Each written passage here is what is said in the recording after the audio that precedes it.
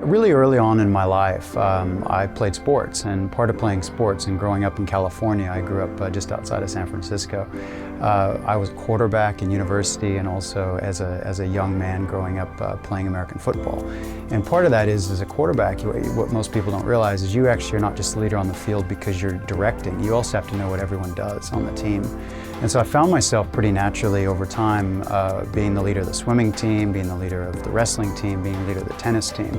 And it wasn't something I naturally just kind of aspired for, but I think because I was pretty mature at a young age, folks just gave me a lot of opportunities. And so that just bled right over into the workforce. Even in my first couple of roles, I was thrown into management and leadership roles quite early. My first role out of university, I worked at a company called Oracle. I was recruited right off of campus.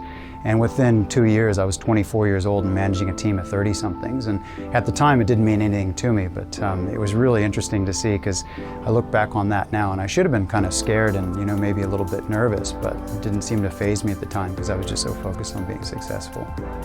The one thing I would have reminded myself or really focused on was I would have put myself in really uncomfortable positions a lot faster. I would have actually always been kind of feeling uncomfortable in the role that I was in, always trying to change and make myself better. And the second thing is, I would have gotten into SaaS a lot earlier than I did because I'll tell you what, it's been a fun ride and it's the future. We're pretty fortunate because we get to work with all the startups, but we also get to work with some of the enterprise customers as well. And it's really interesting to see the enterprise customers, looking to the SaaS companies for leadership and for innovation. They're all trying to get information and ideas and things from them that, in the past, the smaller companies would be looking at the bigger companies, but it's completely transformed itself on its head. Sydney has its own unique culture, and I think some of the stuff that's going on over at the FinTech startup over in the AMP building, or some of the incubators that are happening around town, like the Blue Chilies and the Exto Partners and things like that.